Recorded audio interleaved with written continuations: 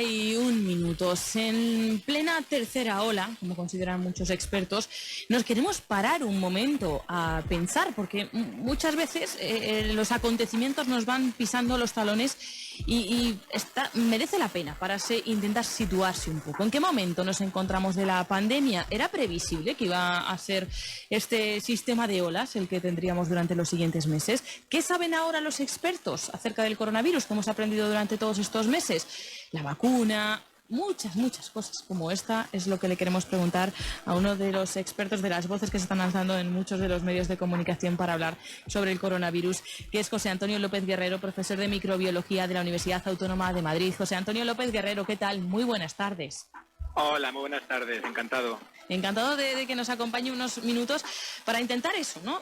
Pararnos un momento y ver en qué momento nos encontramos de la pandemia. ¿Se podía prever que este sistema de olas nos iba a llegar a la situación actual? Sí, de hecho es como suelen funcionar todas las pandemias. La que tenemos como espejo más cercano es la gripe, la más llamada, como siempre digo, gripe española de 1918. Cuya segunda ola fue la devastadora. Es cierto que la realidad sociosanitaria de esa época, acabábamos de terminar la Gran Guerra, luego vino otra casi peor, pues no es comparable con la situación actual, pero los virus actúan. Hagamos lo que hagamos, al final normalmente se suele sobrevivir como especie. La pregunta es a qué coste de vidas humanas. Entonces, ahora con las medidas del virus ataca, nosotros reaccionamos, nos confinamos, bajan las incidencias, al final el virus otra vez va adaptándose a nosotros, va reapareciendo como olas. Lo normal es que cada ola, aunque en este caso la tercera que estamos ahora viviendo es muy cruenta, lo normal es que con el tiempo esas olas pasen a una especie de marejadilla paulatina a medida que el virus se va adaptando a nuestra especie. Es decir, que todavía no se puede hablar de la última ola.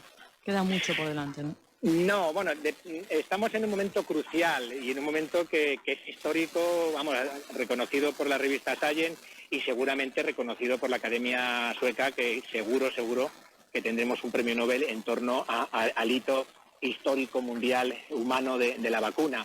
La vacuna puede cambiar las reglas del juego. Si conseguimos una eficiente vacunación de un gran porcentaje de la población, y esto tendría que ser coordinado en toda la aldea global para no dejar santuarios donde el virus pudiera adaptarse y mutar, entonces podríamos acabar, y esto también lo ha publicado la revista Science, con un virus estacional parecido a los brotes que tenemos de la gripe, que hay que recordar que sigue matando cientos de miles de personas cada año, con la excepción de este año precisamente por las medidas de protección que estamos usando contra el coronavirus.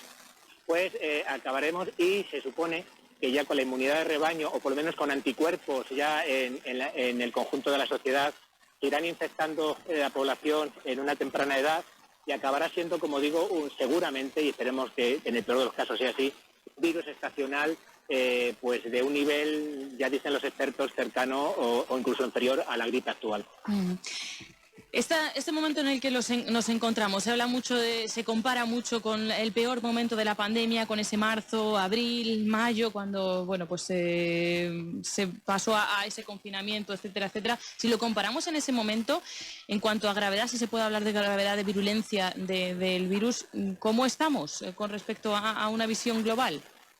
Pues estamos en una situación triste como sociedad, y hablo de sociedad mundial, porque lo estamos viendo en prácticamente todos los países, quizás menos en aquellos que han apostado por intentar no convivir con el virus, como China y algunos países asiáticos. También con gran éxito se está haciendo en Nueva Zelanda y en Australia. Estamos a punto de tropezar otra vez con un mismo gran bache, ya no una piedra, porque el año pasado, al principio, hace ya más o menos un año, pues teníamos muchas incertidumbres, no sabíamos cómo el virus se transmitía, no sabíamos la virulencia del virus, la capacidad del virus para adaptarse a nosotros, las medidas de precaución más adecuadas. Y entonces, bueno, pues vivimos lo que vivimos. Cuando entramos en marzo, el virus completamente disperso y comunitario, pues tuvimos esos 2 meses tan luctuosos. Pero es que se supone que tendríamos que haber aprendido de ello. Y estamos cometiendo exactamente los mismos errores.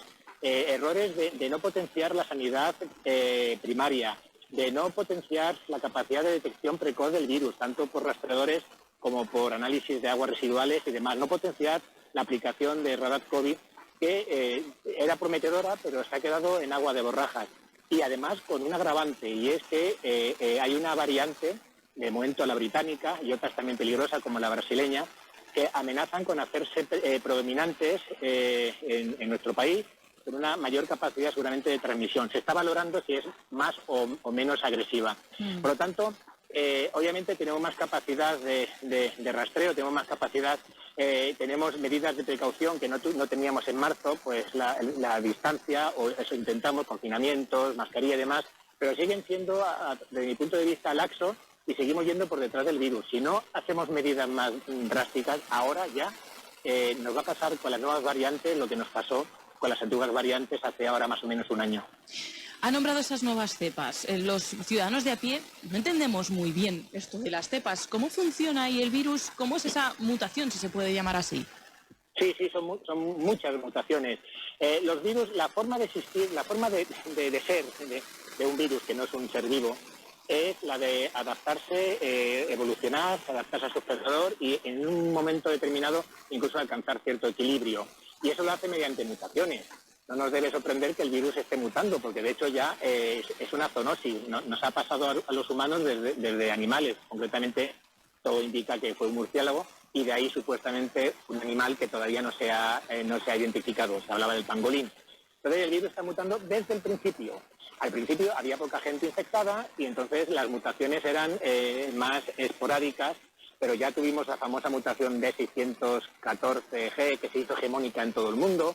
El virus va mutando y muchas de esas mutaciones, por desgracia, y cuando ya tenemos más de 100 millones de personas infectadas, el virus está muy presente, muchas de esas mutaciones sí le aportan al virus una ventaja evolutiva, más capacidad de dispersarse, y también el virus intenta zafarse de nuestra respuesta inmunológica, y por respuesta inmunológica hablo de la normal, de la que generamos cuando nos infectamos, pero también de la que podemos organizar o generar con la vacuna. Entonces, esos son nuevas variantes, nuevas mutaciones que se están asentando, y por desgracia hay un par de ellas ahora que suenan mucho, que es la británica, porque incluso Fernando Simón dijo que quizás en marzo sea una de las principales de nuestro país. Luego tenemos la brasileña, que tiene un añadido perverso, y es que al menos en cultivo, en vitro, parece que aguanta bien el ataque de los anticuerpos, es decir, que podría ser parcialmente resistente a lo mejor a la respuesta inmune. Pues todo eso son variantes, y cuando las variantes se consolidan y generan una respuesta biológica diferente, inmunológica y demás, ya pasan a llamarse cepas. Yo no me importa quedar, pues como un poco ignorante, digamos, del tema, pero es que quiero lanzarle algunas preguntas que muchas veces no se lanzan y hay muchos ciudadanos que lo tienen en mente. Dicen, vale, así actúa de forma distinta para mutar, etcétera, etcétera, pero ¿por qué actúa de forma distinta en cada uno de nuestros cuerpos? Hay personas que la pasan de forma sintomática, hay otros que tienen síntomas leves, hay gente, pues eso, que dice que le está atacando un sistema respiratorio, se está hablando de secuelas que aparecen a los meses de haber pasado esa infección, sí, ¿no? Que dicen, no, si yo lo pasé en marzo y de repente pues hay secuelas en cuanto a trombos, etcétera, etcétera. ¿Son reales esas secuelas? ¿Debemos temerlas? ¿Y por qué actúa de forma tan distinta en distintos cuerpos? Pues en absoluto es una pregunta improcedente. De hecho, yo le digo siempre a mis alumnos que la pregunta más tonta es la que se queda sin formular. Son preguntas muy necesarias y además muy pertinentes en este caso, o sea, que vienen claramente a colación de lo que estamos viviendo. Bueno, de entrada podría decir que también se publicó un estudio reciente en Science en dos gemelos univitelinos. Hoy día sabemos que no hay dos seres humanos idénticos, que siempre hay pequeñas mutaciones, pero bueno, en dos gemelos univitelinos, prácticamente con todos los genes iguales, todo lo que se llama la epigenética, es decir, la interacción con el ambiente igual, puesto que vivían juntos, los dos tenían 60 y tantos años, trabajaban en lo mismo, el entorno, todo era idéntico. Se nos infectan los dos, van al hospital y uno de ellos a los 3 días está en casa y el otro se tira 2 meses entubado y en la UCI. ¿Qué diferencias hay entre ellos? Pues no se explica. Quizás uno de los dos, al parecer, poco antes de la infección por el virus, tuvo una pequeña molestia que a lo mejor fue una pequeña infección bacteriana. Pues a lo mejor esa pequeña variación entre los dos, una pequeña modificación de la microbiota nuestra, de nuestro intestino, de nuestro metabolismo, algo que afecte imperceptiblemente al sistema inmunológico, puede marcar en un momento determinado la diferencia a la hora de responder al virus. Por supuesto, luego hay factores más claros. Depende de con cuánta carga te infectes, depende también de la edad, donde ya nuestra respuesta inmunológica puede ser diferente, depende también de otros procesos de comorbilidad, es decir, si eres obeso, si tienes problemas cardíacos. Luego ya hay una playa de casuística y hace que prácticamente no haya dos personas que se enfrenten igual al virus. La edad se sabe que interviene, quizá la presencia de los receptores contra el virus. Ahora se habla de un segundo posible receptor, el famoso que es una enzima, la AXL, que parece la talla de una camiseta. Y todo eso pues puede hacer que dos personas prácticamente idénticas en condiciones y en ambiente pues respondan de forma distinta a la misma infección. Y en cuanto a ese tema de las secuelas, porque claro, incluso en un mismo cuerpo no reaccionamos igual cuando lo tenemos en una época del mismo año, luego después puede reaparecer el virus, nos puede dejar unas secuelas que no se habían detectado. ¿Qué ocurre ahí? Sí, pues eso, se sabe que también ahí puede haber un componente hormonal. Se piensa que el virus podría estar acantonado incluso meses y aquí en mujeres parece que se reactivaría y podría estar provocando esas secuelas que decimos meses más tarde. Se piensa que quizás, como digo, hay un componente hormonal y cada vez se va aprendiendo más de las diferentes sintomatologías durante la infección y después de la infección. No está muy claro cuántas de las secuelas post-COVID se deben únicamente al virus y no a componentes también psicológicos, ¿no? de lo que supone estar encerrado en casa, este gran cambio de paradigmas mundial que tenemos, que esto tiene sus propias secuelas, como digo, psiquiátricas y psicológicas. Pero sí es cierto que el virus afecta, y también hay un artículo que abunda en esto, afecta a todo. El artículo, para que se entienda, dice, en los efectos de la COVID, desde el dedo gordo del pie hasta la cabeza.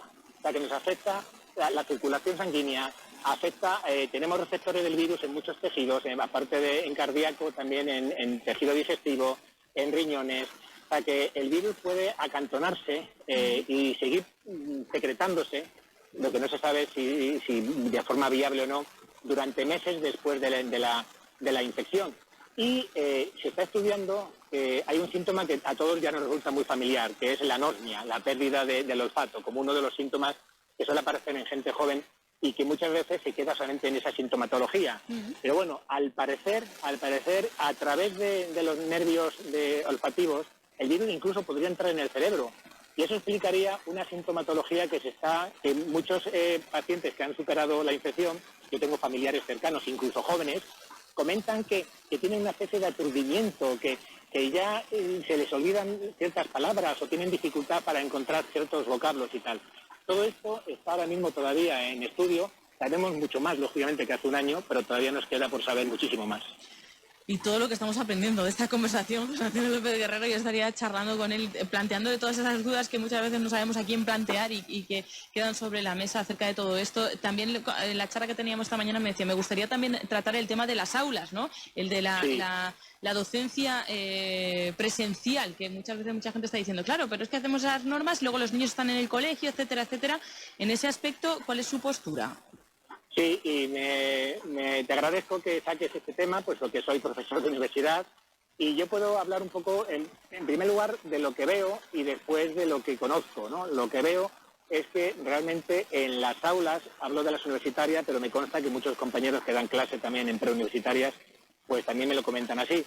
En las clases como tal, las medidas de seguridad son bastante adecuadas. El aforo que ahora mismo hay en cada clase, las ventanas abiertas, damos clase con las ventanas abiertas, algunos alumnos se quejan, están ahí pasamos un poquitín quizás de fresco estos días, sobre todo con el paso de Filomena, y afortunadamente nos pilló todavía casi en vacaciones, y con mascarilla. El único que habla en todo caso es el profesor, en los exámenes ni siquiera habla el profesor, para que ese entorno es seguro. Quizás el entorno donde habría más que incidir, y a lo mejor los planes académicos, los planes de estudio, quizás no lo han tenido tanta en consideración, y eso es importante, es lo que rodea a la docencia como tal. Es decir, los alumnos que salen, es un pequeño porcentaje siempre, la mayoría son muy responsables, pues acaban coincidiendo en cafeterías, en el hall, en clases para estudiar. Ahí muchas veces se relajan las medidas de precaución. Luego también hemos visto estas imágenes de gente agolpada para entrar a hacer los exámenes. No sé dónde ha estado el fallo, pero desde luego eso es algo que habría que corregir inmediatamente, porque sí supone un riesgo. En fin, considero que son espacios seguros, al menos que son los espacios, tanto la docencia pre como universitaria, lo último que habría que considerar para cerrar, por varias razones. La primera de ellas es que más en la preuniversitaria puede tener consecuencias también psicológicas para muchos niños, que ya lo vimos el año pasado encerrados estoicamente, los pobres como verdaderos héroes pequeñitos en sus casas durante muchos meses. Pero luego también, aunque parezca una perogrullada, no todo el mundo, no todas las familias tienen capacidad para tener una educación a distancia pues adecuada. Ya sé que un profesor se encaró conmigo después de proferirme una serie de insultos. Me dijo que él en su aula de Andalucía hasta, me dijo una etnia, que no había, da igual, hasta no sé cuántos tienen móviles. Ya, una cosa es tener un móvil, otra cosa es tener una habitación tranquila donde un alumno pueda estar online dando una clase presencial, pero a través de una aplicación. Eso hay que tenerlo en cuenta y finalmente decir, que no por ello es menos importante, que muchos de los brotes que se están viendo, cuando aparecen varias personas, varios alumnos de una misma aula infectados, muchas veces cuando se analiza el origen de esas infecciones, se demuestra que no ha sido una infección dentro de las aulas, sino que las infecciones se han producido fuera de las aulas. Es decir, aparentemente con 800 casos por 100.000 habitantes, se puede casi concluir que nuestros alumnos están más seguros dentro de las aulas que fuera de ellas. José Antonio López Guerrero, profesor de microbiología de la Universidad Autónoma de Madrid. No voy a volver a dejar que pase tanto tiempo sin hablar con usted, porque hablábamos de la primera ola, o sea, cuando empezaba toda la pandemia, y es que es tan interesante y aprendemos tanto que me comprometo a que sea mucho más habitual, si usted lo considera así, estar presente para tratar de aclararnos todos estos temas y tratar de arrojar un poquito de certidumbre en esta situación. Pues no, me gustaría que no me llamarais más si eso supusiera que ya hemos dejado esta pesadilla atrás. Ojalá. Pero me temo que tendremos que tener futuras charlas y, por supuesto, encantado de estar con vosotros. Bueno, pues si no, ojalá le llame para decir, José Antonio, pues, ¿de qué hablamos hoy? Que no tenemos tema.